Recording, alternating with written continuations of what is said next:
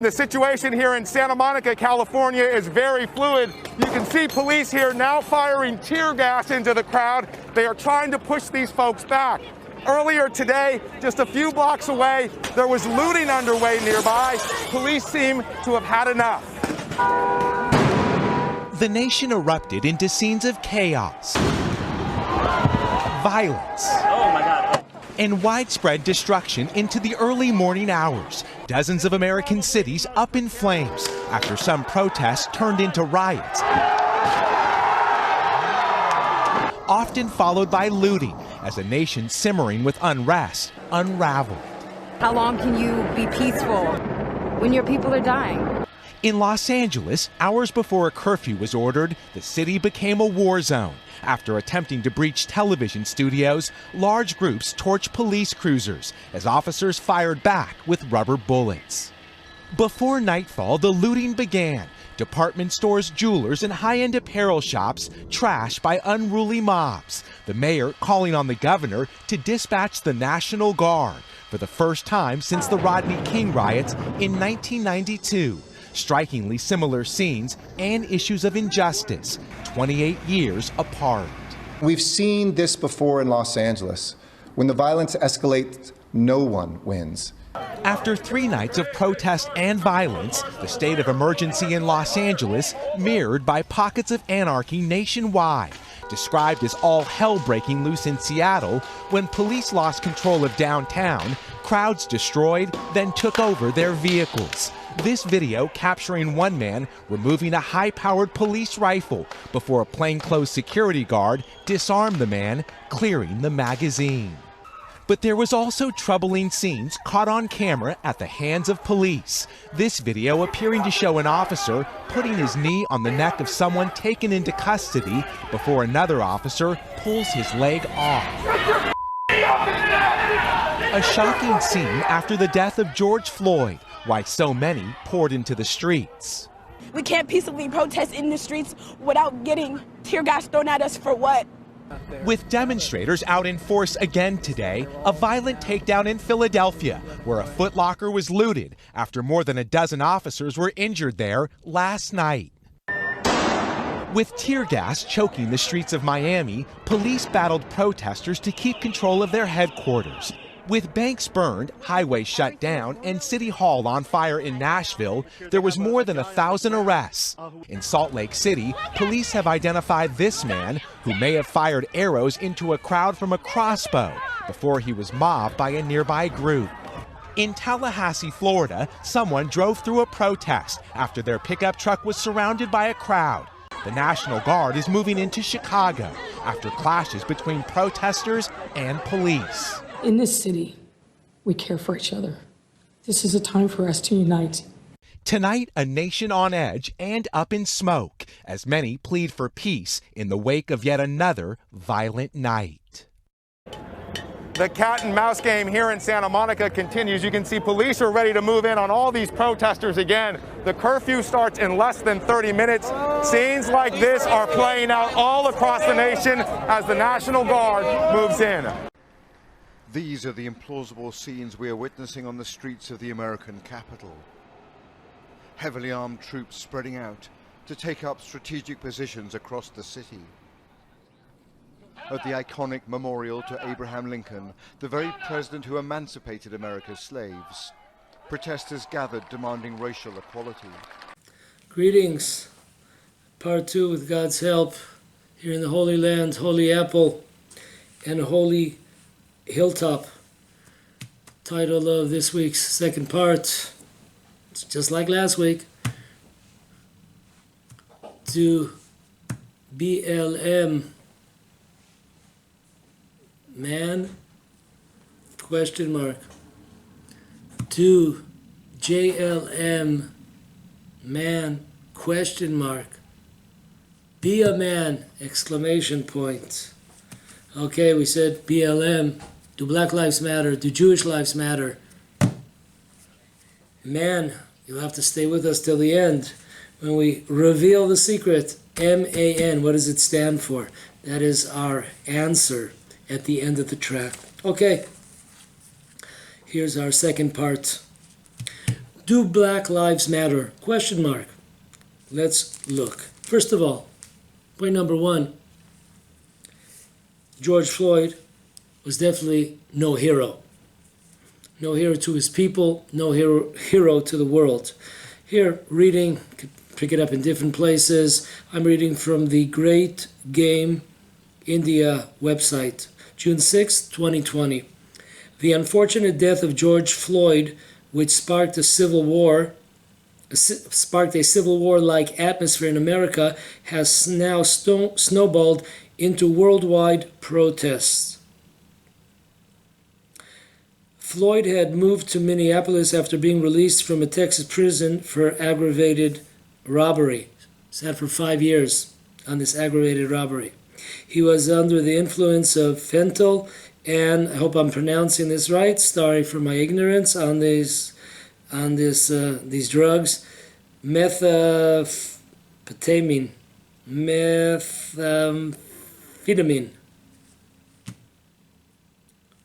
He went to jail at least 5 times. A look at George Floyd's profile, according to court documents, reads like a career criminal involving drug abuse, theft, criminal trespassing, aggravated robbery, as well as entering a pregnant woman's home and pointing a gun at her stomach while looking for drugs and money. Just quickly here. August 1998, he sat for a theft. Floyd was sentenced to 10 months in state jail for possession of cocaine in December 25. He had previously been sentenced to 8 months for the same offense, that's cocaine, stemming from an October 2002 arrest. Floyd was arrested in 2002 for criminal trespassing and served 30 days in jail. George Floyd was the ringleader of a violent home invasion, pleaded guilty to entering a pregnant woman's home, pointing a gun at her stomach, and searching the home for drugs and money, according to the court record. George Floyd moved to Minneapolis in 2014 after being released from prison in Houston, Texas, following an arrest for aggravated robbery, which he sat 5 years in 2007. On May 25, 2020, Floyd was arrested for passing a counterfeit $20 bill at a grocery store in Minneapolis. Now, you can check out on various YouTube, look, something called a stamp bag. Now, this is really like how the world has gone down the tubes. When I was a kid, I actually had a hobby of buying up stamps. You know, I think I still might have it. And they used to have these like waxed sort of little bags, and you put the stamps in there. Now, stamp bags, I looked this up in an Urban Dictionary because I didn't know what the heck it was, stamp bags. But it's now, today, most of the time they're being used for cocaine and heroin. They put these little bags. You could see when they're arresting him, you could see something fall out of his pocket and being taken by the police. So, bottom line is, okay, George Floyd ain't no hero. Some people say, well, he wanted to have a new start. Let me tell you, I sat for some years in prison, not for crimes, for a political prisoner against an Arab enemy of the Jewish people of the land of Israel. And let me tell you how many times I heard from regular prisoners, not political prisoners, of course, oh yes, as soon as, we want to start fresh. And, do they say that? Every prisoner says that. Do they do that? No, they go back second time, third time, fourth time, fifth time. Remember, Monopoly, don't pass go, go back to jail. Yeah, well, that's it. They have good intentions, but it's just a dream. It's just a dream. There's nothing backing it. So, however way you slice it, this is no hero. This is no hero. Let's take a look of a real hero of the black community, African American community, Candace Owens. Take it away. Hello, Facebook family. I have decided to do this video. It has been weighing very heavily on my heart and on my mind as well. And it was something that I wanted to say early on, but there were so many emotions and so much pressure for me to go with the popular opinion about who George Floyd was. And sometimes it can be difficult when there are just so many external pressures to say what you believe. And this was an instance where I felt like my silence would have been better in the beginning, but the more that I think about it, I realize that we are being sold a lot of lies, and at the detriment to the Black community, at the detriment to the white community, and at the detriment to America as a whole. So I want to come out and say that I do not support George Floyd and the media depiction of him as a martyr for Black America. I'm going to explain why, and I hope that some of you guys will understand where I'm coming from. I have spent a considerable amount of time reading a lot of Black authors that I think are some of the most brilliant Black Americans breathing. Walter Williams, Shelby Steele, Thomas Sowell, and I recently came across something that was an idea that was planted into my head by Shelby Steele, and it has been something that I cannot forget. It is something that will stick with me for the rest of my life.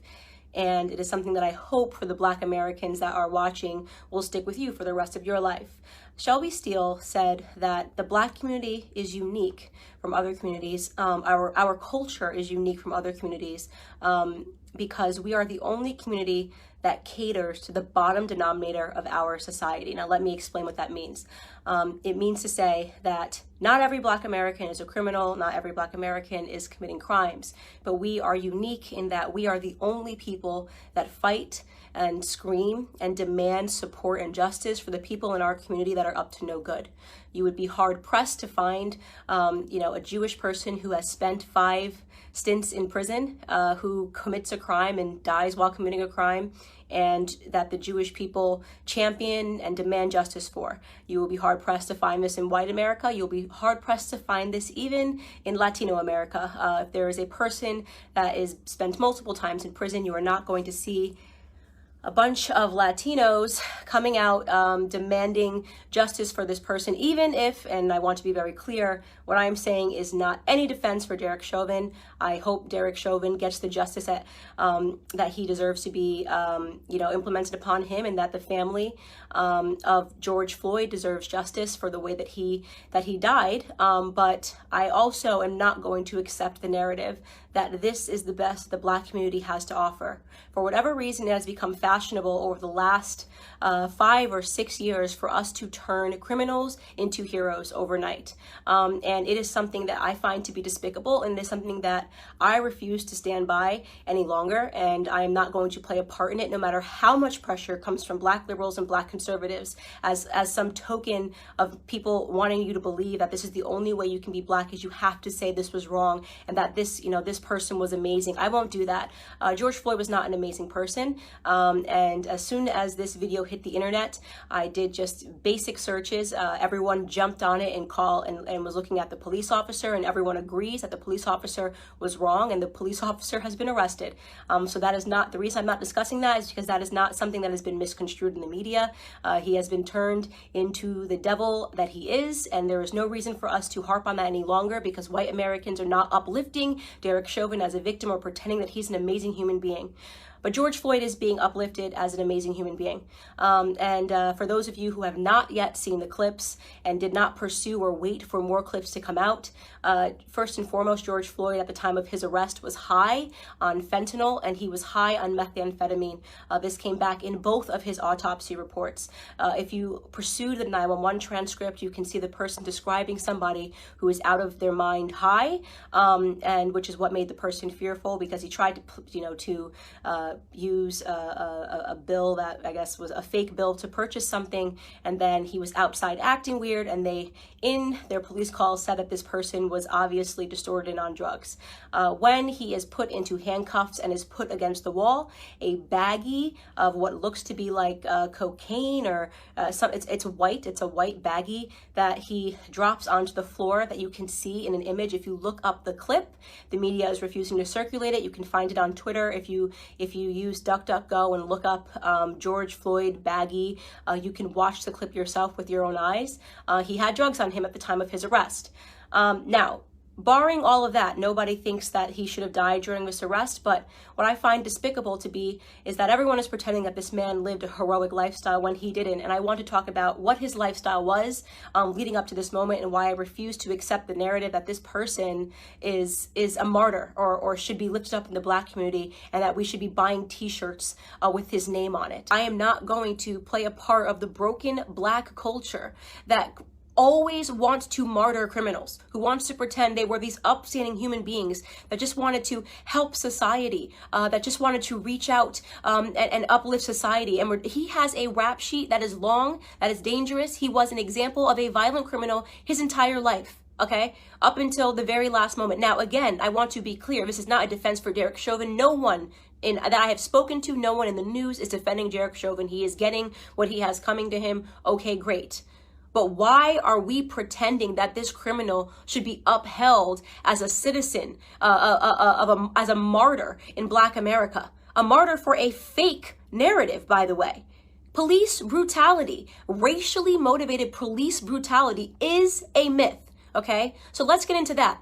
Not only are we using this death, right, and allowing it to cause these riots and protests, pretending this was some upstanding citizen in the Black community who was tackled down and killed for no reason, right? Not only are we allowing it to inspire riots in which Black people are dying, in which actual upstanding Black citizens are dying. Case in point, I'm sure you guys have all now seen David, the sheriff that just was shot and killed because he was trying to protect a pawn shop. Please look him up if you haven't seen it. I'm blanking on his last name. His first name is David, who was shot and killed for trying to protect a pawn shop from looters.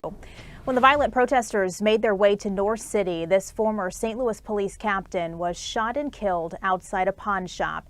Even more disturbing, the last minutes of his life were streaming online. Just a short time ago, News 4 spoke with Dorn's son about the memories he'll always have of his father. He was an amazing man. He was an amazing father. He was an amazing grandfather. He was just everybody loved him. Everybody loved being around him. He was a nice pillar in the community. Everyone wanted to be about him. No one had a bad word to say about him. And I really think that he was doing what he really loved doing, is protecting and serving. We'll hear more from them tonight at 10, but first we go to Russell Kinsall, who heard from Dorn's friend and co-worker. He's live at Lee's Pawn Shop on Martin Luther King Drive. Russell. Yeah, right now this pawn shop is closed. Not only was it a place of a crime scene, but now it's a place of mourning. People placed flowers in front there, and there's a sign posted on the outside of the business asking why the looters would kill a Black man. Upstanding citizen, an actual head of he was the head of a police his entire life, 77 years old, did everything right? So we now have to kill upstanding Black citizens because a non-upstanding Black citizen, a career Black criminal, died. Now, did he deserve to die in that manner? No. I can't say it enough. No, he didn't deserve to die in that manner. But I will be damned if the rest of us upstanding Black citizens have to suffer because of this incident that rarely ever happens in America. So here are some numbers for you people that are still believing that police brutality is a real, racially motivated police brutality is a real thing. First and foremost, okay, you have a 25% higher chance as a violent white criminal of dying at the hands of a police officer than you do as a Black criminal. Last year, a total of 9 unarmed black men were killed by police officers and 19 white men were killed by police officers. For those of you that aren't good at mathematics, right, you might be thinking, oh, but Candace, white people represent 60% of the population and Black people represent just 13% of the population. It doesn't matter what percentage of the population you represent. It matters what percentage of the violent criminal community you represent. And unfortunately, Black community commits a disproportionate amount of crimes compared to the white community. Let me tell you, 6% of the population, right, Black men, 6% of the population account for 44% of all murders in this country, according to 2018 statistics. That is what you call a gap. And yet white people who represent 60% of the population, we represent 13, black men are 6%, only represent 50% of all the murders, right? That makes no sense. That makes no sense. A 6-point variation in a community where we are extreme minorities. We commit 50% of all violent offenses, evenly split, and we're only 13% of the population, okay? So we have a lot more encounters with police officers. And don't say the police officers are coming around because we're black. I'm talking about violent criminals. I'm talking about murder, 44% of murders, okay? You want to talk about real statistics? The police officers have way more to be fearful of in the black community than the other way around, okay? We commit, on average, a police officer is 18.5 times more likely to be killed by a black person than the other way around, okay? So this entire narrative is complete smoke and mirrors. It's all made up. It's just election fodder. It's white versus black because it's an election year. I am not going to stand for this continual bottom-feeding narrative of us martyring people that have had 5, 6, 7 stints in prison and then pretending they were upstanding heroes to our community. It's bullshit. It's bullshit. Excuse my language. It's absolute bullshit, and I'm tired of it. I'm tired of having to play pretend. I'm tired of sitting here and being called a coon or an Uncle Tom because I won't play this bottom-feeding game with you. If you want to hang up posters of criminals on your wall and talk about them as your martyrs, do it. Do it. You can keep one of George Floyd and pretend he was an upstanding human being that just once or twice put a gun across a pregnant woman's belly. Could you imagine that woman right now? That black woman, by the way, right? Watching everybody pretend this person was an upstanding human being who just at the age of 42 and 5 prison stints was going to get his life together. I mean, it's embarrassing. We are embarrassing in that regard, right? This is why we have a cycle and a toxic culture, because nobody wants to tell the truth in Black America. It's so easy to be a victim. It's so easy to ask white people to bow down and apologize and do all these things for us. It's crap. It's crap. It's a lie. It's a farce. Our biggest problem is us, okay? It's why we don't talk about it when black on black crime happens. It's why we don't talk about it when 40 black people are killed in one weekend during Memorial Weekend in Chicago. We don't want to talk about any of that stuff. We don't want to talk about Baltimore. We don't want to talk about New Jersey. We don't want to talk about any of these places where black people are being slaughtered by other blacks, because that would mean that we had to be personally accountable, right? That would mean personal responsibility. We don't do personal responsibility in our community. We don't do it. We blame white people, right? We only point a camera to white people when they do something, even though we do it at a way higher rate to ourselves, right? We celebrate our drug dealers. We're the only community, right, that would ever create hashtags to free people from prison because they committed crimes, like free Meek Mill, free this rapper, free this rapper. How hard is it to not spend multiple times in prison? Do Black Lives Matter? ? Unfortunately, answer, no they don't. Listen.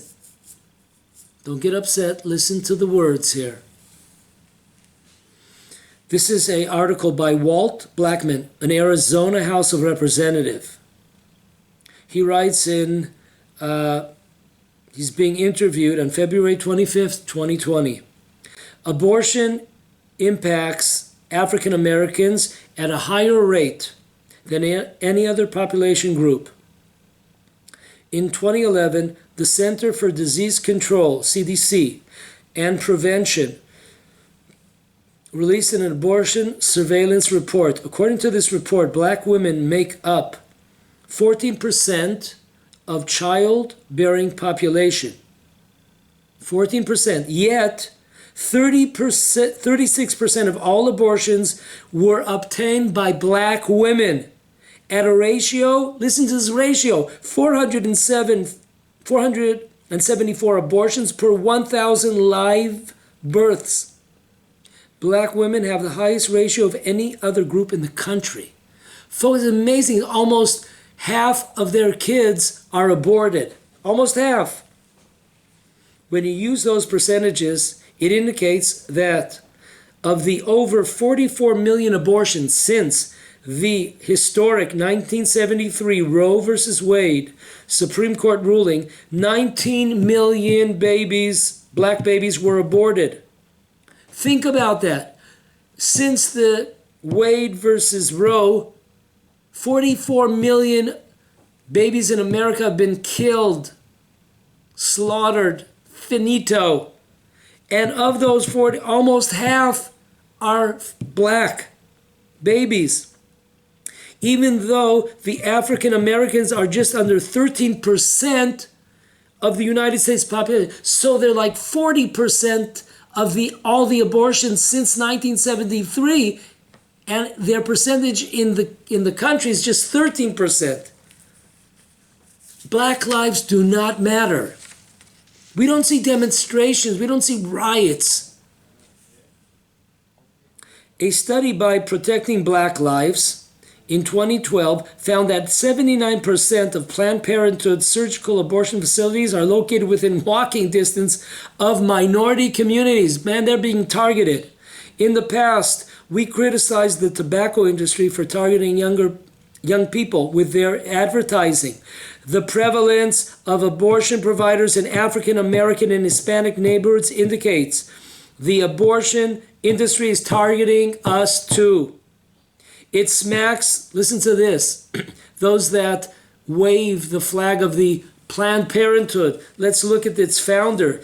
It smacks of the eugenics-linked past of Planned Parenthood founder Margaret Sanger, and her views of contraception and abortions as ways of diminishing the black population. Planned Parenthood, targeting the black community, trying to diminish their population. No, we don't hear anything about this. Abortion is the leading cause of death among blacks. Black lives do not matter. It's the leading cause of death amongst blacks. At a raid of one of these abortion centers in Philadelphia in 2011, the authorities broke in to one of these centers. There was a Dr. Kermit Josnell. He was the abortion head of that clinic. He was arrested. When they went through there, they were looking for drugs in this. Originally they were looking for drugs, but they found their terrible conditions. I don't want to read it to you, really sicken you out what was going on over there with feces and cats and flea-ridden zones. Dr. Gosnell was eventually charged with murder of a woman that had died from a botched abortion and for several live birth abortions where he had killed babies born alive. It is outrageous that it took a drug raid to finally bring the authorities to look at this house of horrors in Philadelphia. You would think such a horrific occurrence would be a big news story. When he went to trial, the press gallery was empty. Kermit Gosnell's abortion mill was in the black community. The news media did not care. The black community did not care. Don't lecture us on Black Lives Matter. Clean up your own backyard.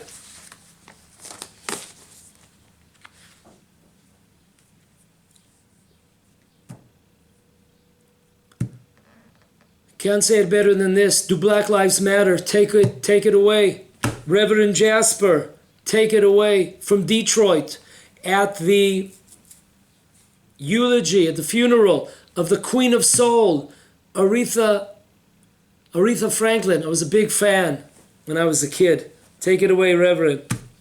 Where is your soul, black man?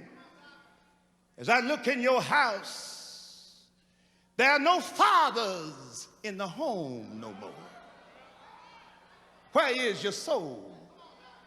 70% of our households are led by our precious, proud, fine black women.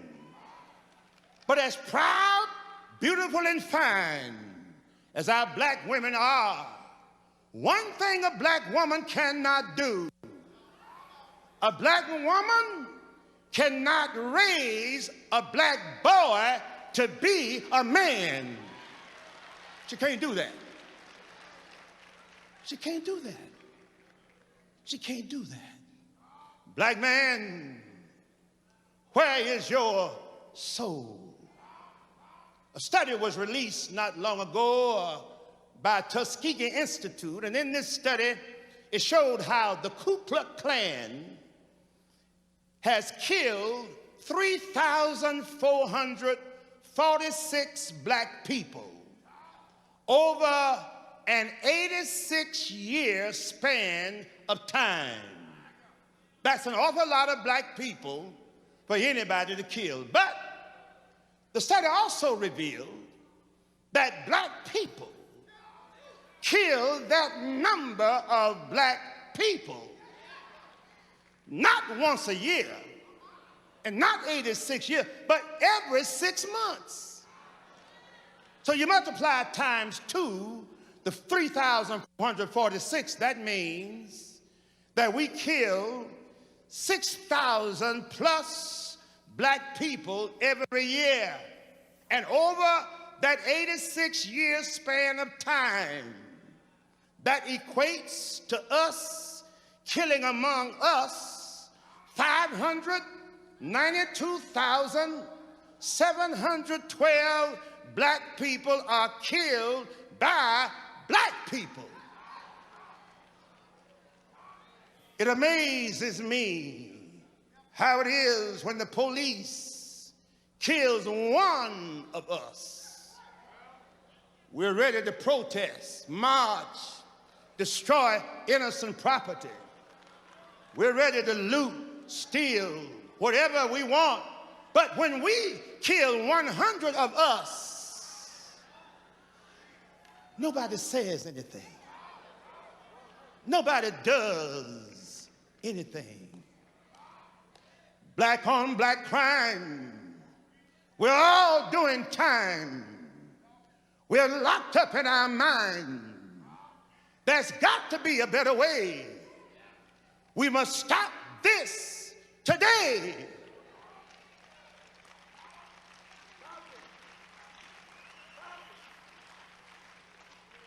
Think down, look down, walk down, talk down, act down. Most times we're low down. Where is your soul? And so, if you choose to ask me today, do black lives matter? Let me answer like this. No. Black lives do not matter. Black lives will not matter. Black lives ought not matter. Black lives should not matter. Black lives must not matter until black people start respecting black lives and stop killing ourselves. Black lives can never matter.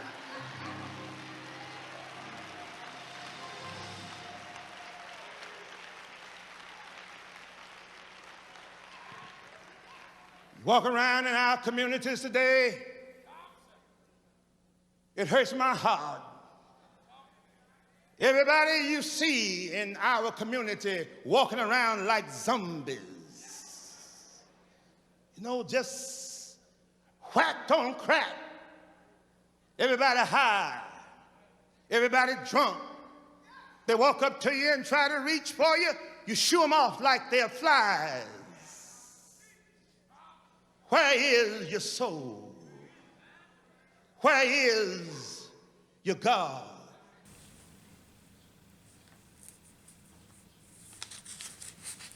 This past weekend, June 6th, June 7th, 2020, Chicago's deadliest weekend. Chicago suffers deadliest day in 60 years with 18 murders in 24 hours. Most homicide victims in Chicago are young black men, and the suspects are also black. Look at these.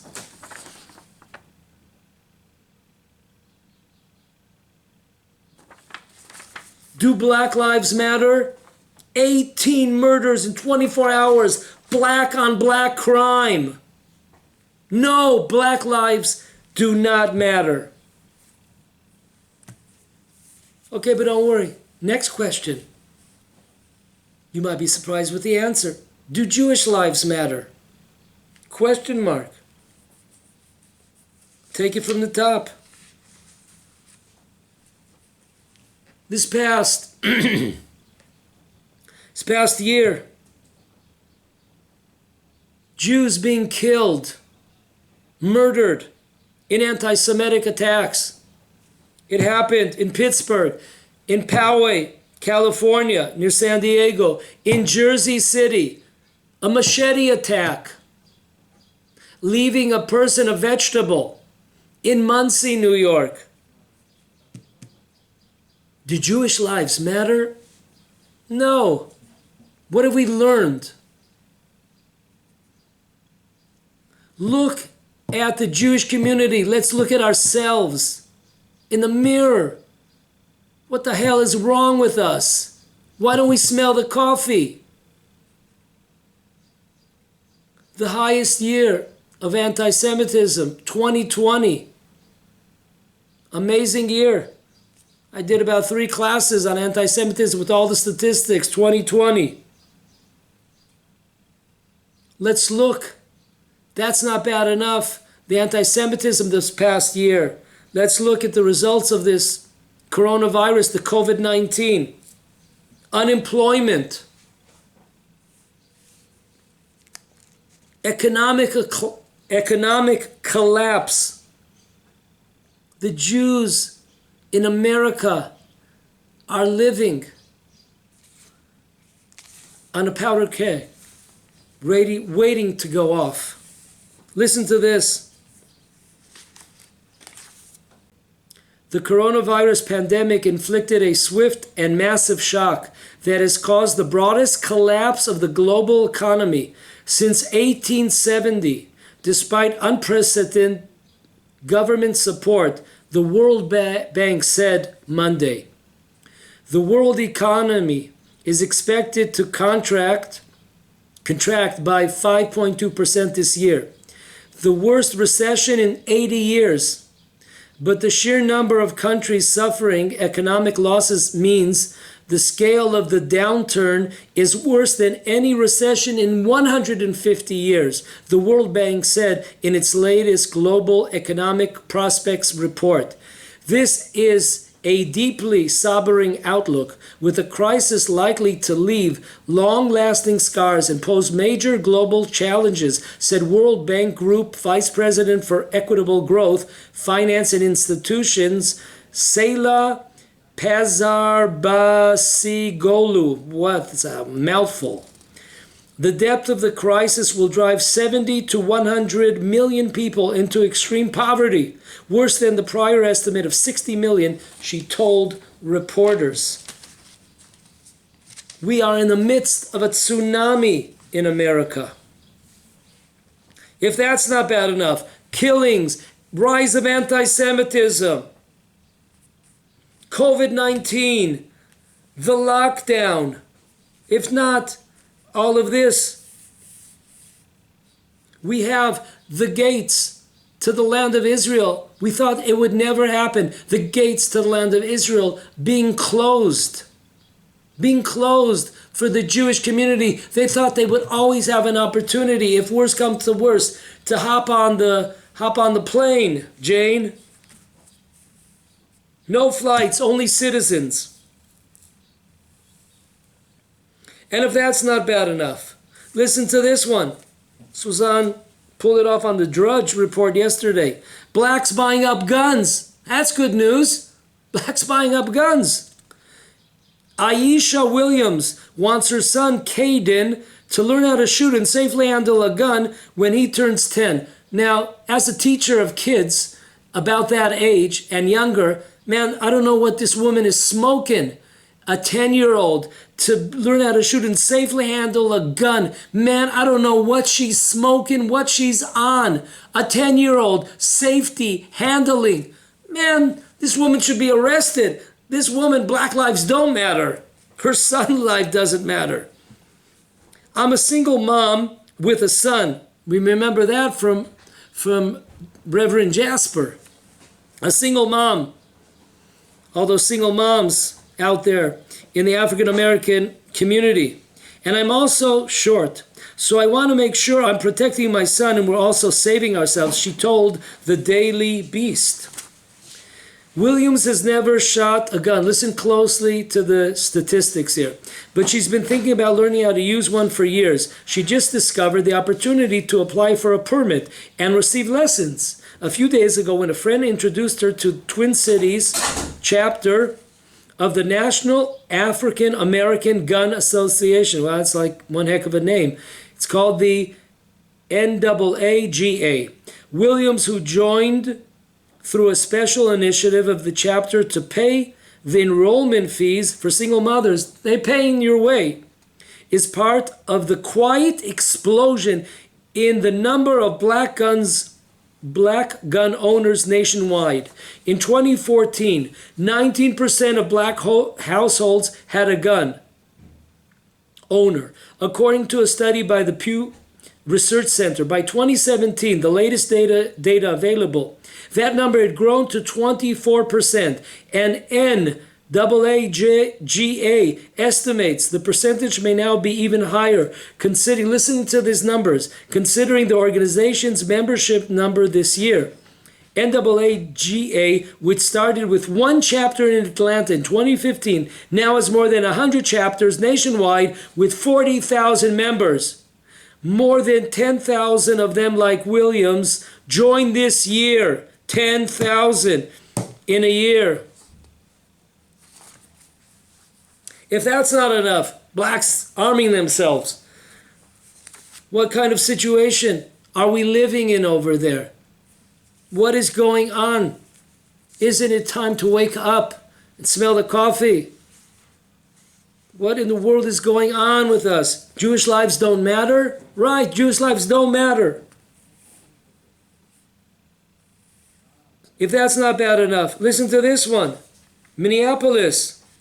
9 members of the Minneapolis City Council, a veto-proof majority. They have, I think, 13 members on the city council, so 9 out of 13, yeah, pledged on Sunday to dismantle the police department, promising to create a new system of public safety in a city where law enforcement has long been accused of racism. They have this new defund, dismantle, disband the police department. That's going to look fun in the States. That's going to be a real doozer over there. In a recent poll by the Wall Street Journal and NBC, 80% polled Americans, voting Americans, say that America is spiraling out of control, 80% in that poll. Check it out, the Wall Street. Amazing.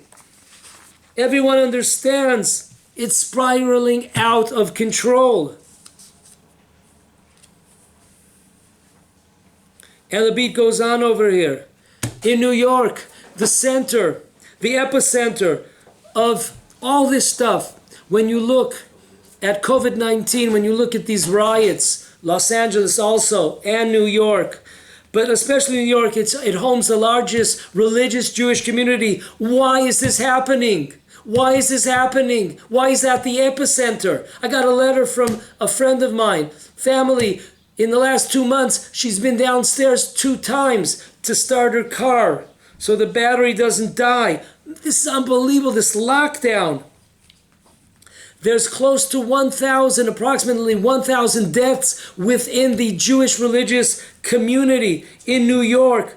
Amazing. When we're talking about anti-Semitism and all those statistics, where has it hit the hardest? In the religious neighborhood. And they're sleeping well at night.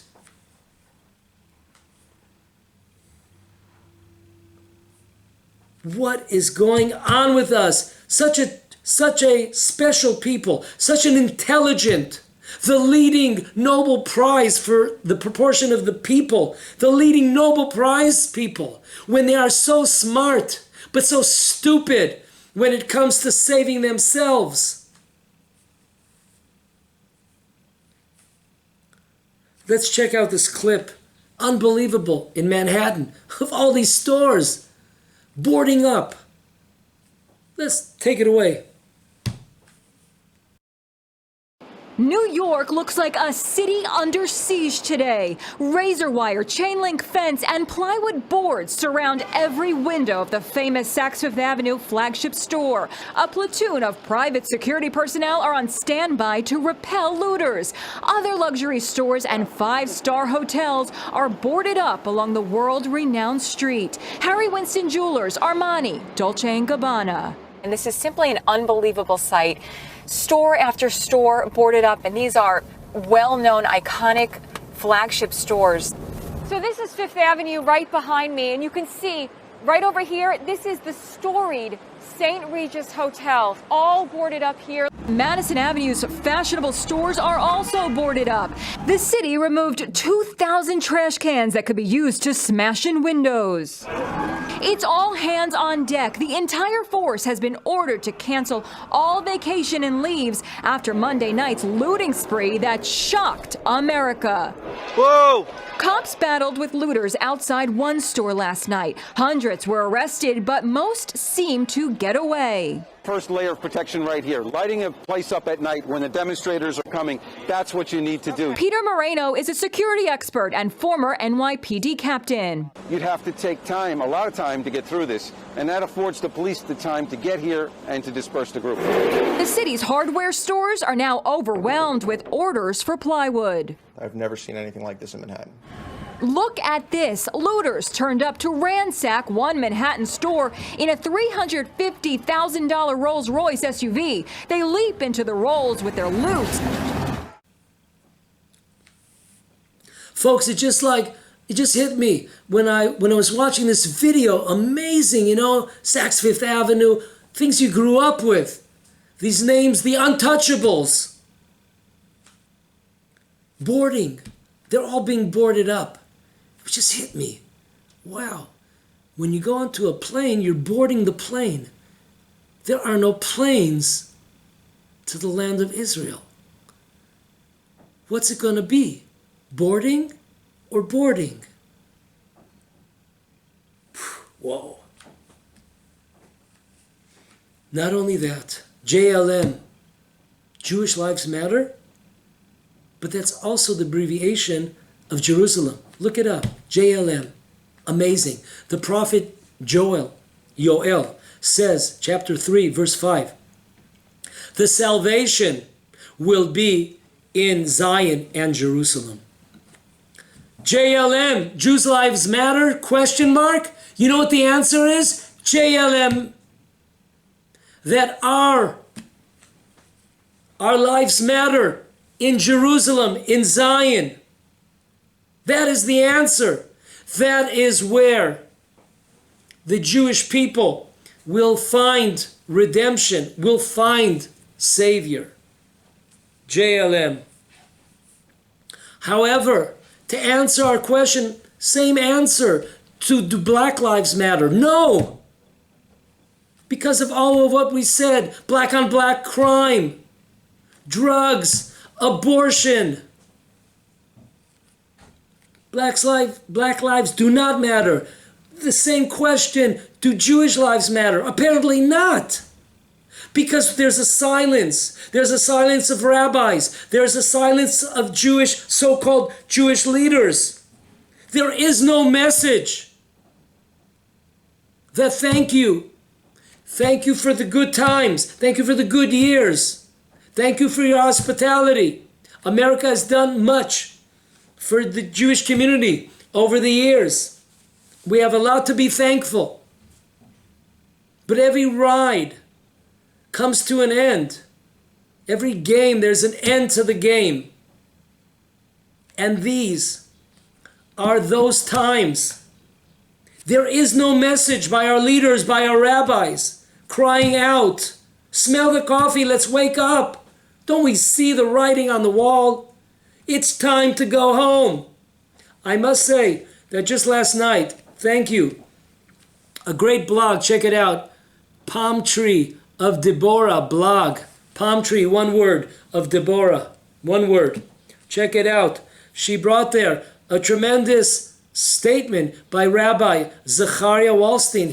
He's the head of a tremendous, beautiful girls' school that do so much kindness and help these girls out in the New York area. And check it out. He said it's time to go. It's time for us to go. After the COVID experience, after these riots, he understood. And even though he himself admits that he's not at that point yet to come, but he knows that that's the right thing to do, and he's not strong enough to, pull it out. But that's his advice. That's what he's telling us. So more power to those like Rabbi Wallerstein. Okay. Our last part here. Black anti-Semitism. Don't put your head in the sand. Black anti-Semitism. Okay, let's hit it. We're just going to break the surface here. There are so much more. We could speak here for days on this subject, unfortunately. Let's look in an ADL survey. The 2013 survey of American attitudes towards Jews in America, a national telephone survey of 1,200 adults conducted October 12 to 22 by Martilla Strategies of Washington, D.C., and Boston for the Anti-Defamation League, ADL. Listen to this.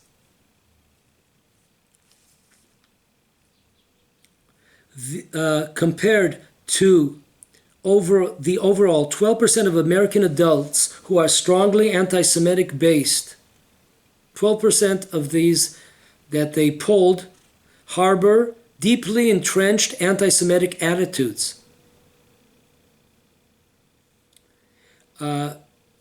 Hispanic and African Americans have higher rates of anti-Semitism.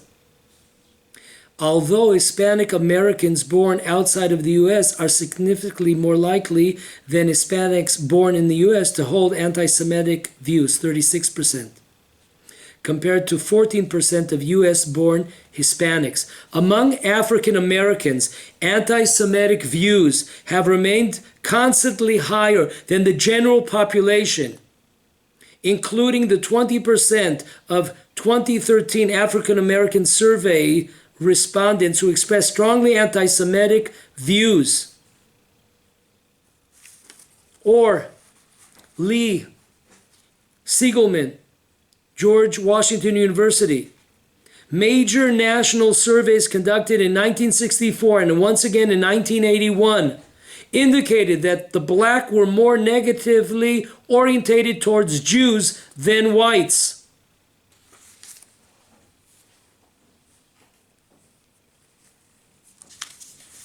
Let's name some of these leading African American anti-Semites. The brains behind anti-Semitism, the leaders. Of course, the biggest anti-Semite of the world is black. Louis Farrakhan, NIO, Nation of Islam organization. Steve Cokley, Cokeley, Reverend, I use that tongue in cheek, Al Sharpton, Jesse Jackson, Sonny Carson, Professor Leonard Jeffries, I hope I'm pronouncing this right, Jitve Weusi. Next, Kawama Tour, Lenora Fulani. Look those names up. The brains behind, not your street people, but the educated. Those are the most dangerous. Those are the most dangerous. But it doesn't just stop at the level, the scholastic level. Let's look at some of those loved ones. Michael Jackson, you know, like, just beat it. Just beat it. You know Michael Jackson? Jackson 5.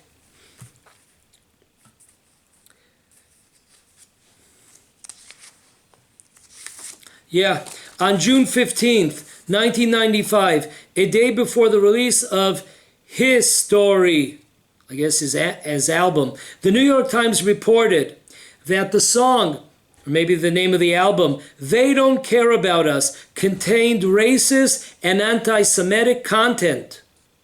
The publication highlighted the lyrics, Jew me, sue me, everybody do me, kick me, kike me, and don't you black me.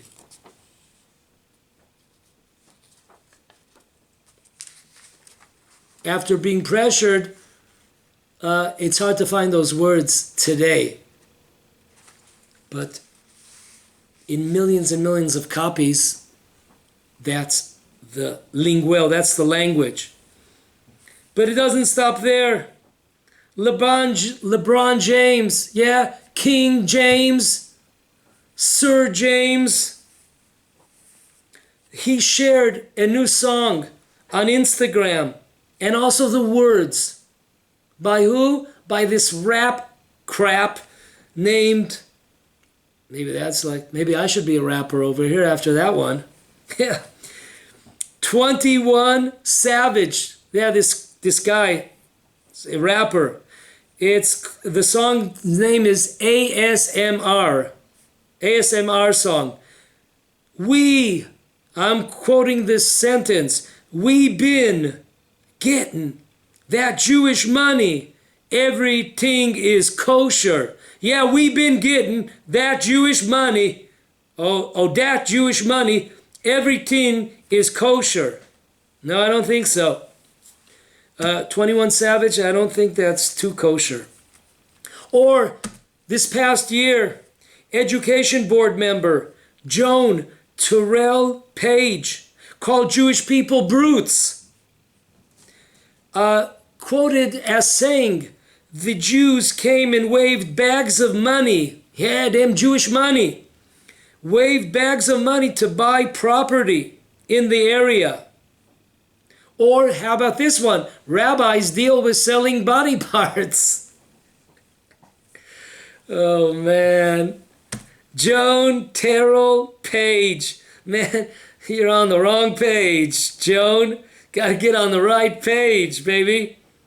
Of course, she refused to apologize. At least I give her a thumbs up here. She had the courage.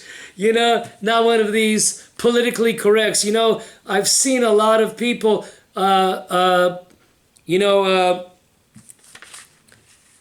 James got away with this kind of stuff. Nothing really happened to LeBron when he brought this on the Instagram about his, favorite song, 21 Savage, the ASMR. But they have this line, it's like classic, politically correct. We did not intend to offend anybody. If anybody was offended, we apologize.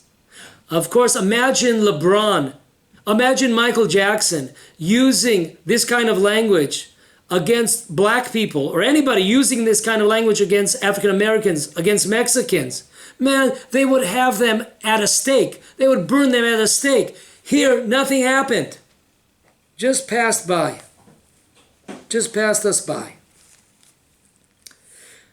Okay, so that's a little bit. Once again, just touching the surface, we can go on and on and on about black anti-Semitism, what Jews do not like talking about. They like the white anti-Semitism talking about, but the black, shh. They want to be politically correct. They do not speak about this, but we do. And we know. And let me tell you, with after what I said in the first video about all my experiences with the African American communities, and I live there, I could tell you my experiences. There were many, many more attacks on me by blacks than by whites, just like we read in the various surveys and polls over the years. It hasn't changed. Okay, till our next part 3, last part. You must stay there. MAN. What does that stand for? Man. Do Black Lives Matter, man? Do Jewish lives matter? Matter, man? Be a man.